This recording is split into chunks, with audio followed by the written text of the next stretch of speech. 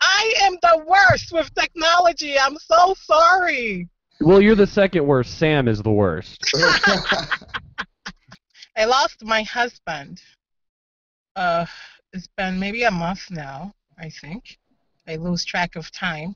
Um, but it was the 25th of June. His name was Patrick Sawyer, and he was the first American to die from Ebola. And he died in Africa. He died in Nigeria, and he was there for work. And so that's been the tragedy my family has been dealing with, and it's been hard.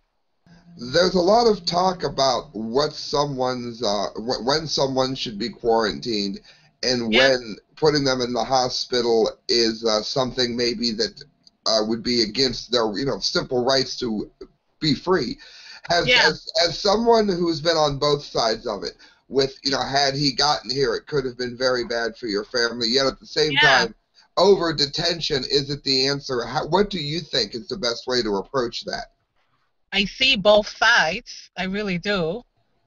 Um, at the end of the day, we're dealing with human beings. We're dealing with people. We should treat them with compassion. I do understand the public health risk, and it's a very serious risk.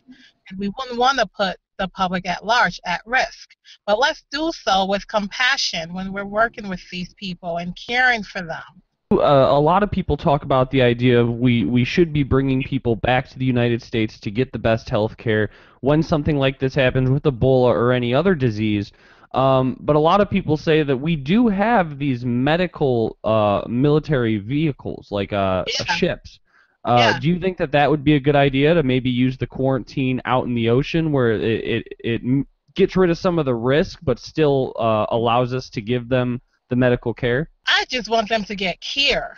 And if they can get care from the best healthcare system, in my opinion, in the world, which is here in the U.S., and U.S. support it, so whether that's on the ocean or here on the lands, I just want them to get care and care with compassion. Did they? Have you had? Was your husband treated well when he had it, or was he? I don't know.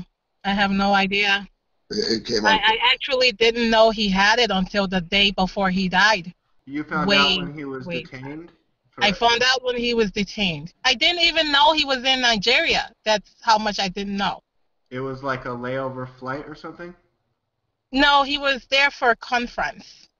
He was Okay. there for work. It was work What related. exactly was his work? He was like a diplomat, is what I was reading. Yeah, Finance yeah, he was minister? a diplomat for the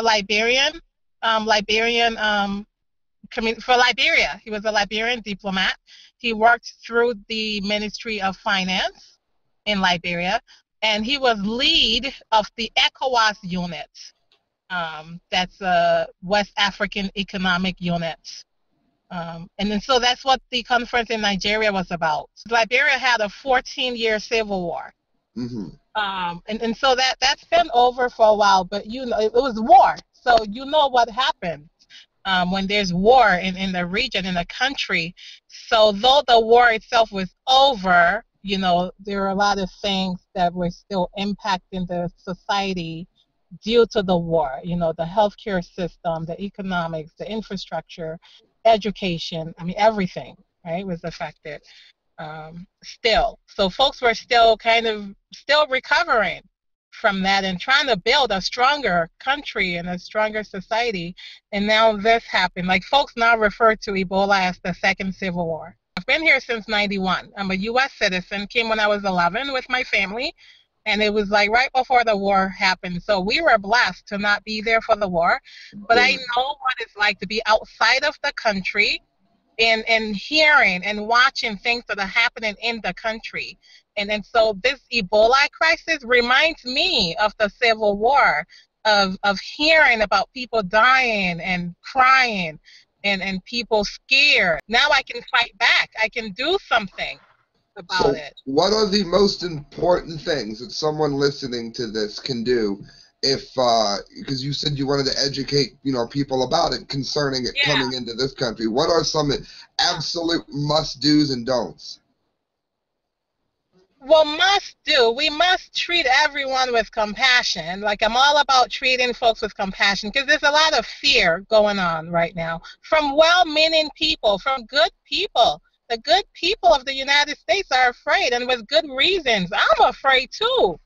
But let's not overreact. We do live in a very developed country, thank God, and we have top-notch healthcare system. As much as we complain about it, sometimes I'm one of those who do complain a lot. Yes, yes. So I'm not afraid at all of the virus coming here. Like, I'm not afraid of it spreading and killing folks like it did, like it's still doing in Africa because of the broken healthcare system there. It's just not set up to contain and treat. So I would say let's not panic. God forbid if it comes here. It would be identified, contained, and treated before any of us even knew about it. But let's hope that doesn't happen. And then I would say educate yourself about the virus if you're interested in knowing about it. Educate yourself so that we're not overreacting. It's not airborne. You get it through physical contact. And these are things I'm telling folks back in Africa who are more affected by how they can protect themselves and lessen the spread. I would say for us on our end who are more fortunate to be here in the U.S., I want to reach out and say, how can we help our brothers and sisters in Africa? Because they are our brothers and sisters. There are two organizations that I've identified, myself and my group, and they are Samaritan's Purse and Global Health Ministries. Those are two international NGOs that are headquartered here in the U.S., but they've been fighting this good fight way before it even came to my consciousness about Ebola. So they're on the ground. The doctors, Dr. Kent Brentley, that came back and is now doing good, thank God, he works for Samaritan's Purse. So I've been in close contact with them. I have their phone numbers directly, and I have people working in Samaritan's Purse that have, they've actually assigned me a personal assistant, which is kind of cool of them, to just work with me directly in referring people to give to them and just helping me with my own project. Because now I've started the Decontee Sawyer Foundation. That's my own NGO that myself and my team founded that grew out of this tragedy. And we're working specifically with surviving family members, like myself and my daughters who are left behind to pick up the pieces. Because guess what? Those are the ones that are going to be forgotten. But I will never forget them because I am them and they are me.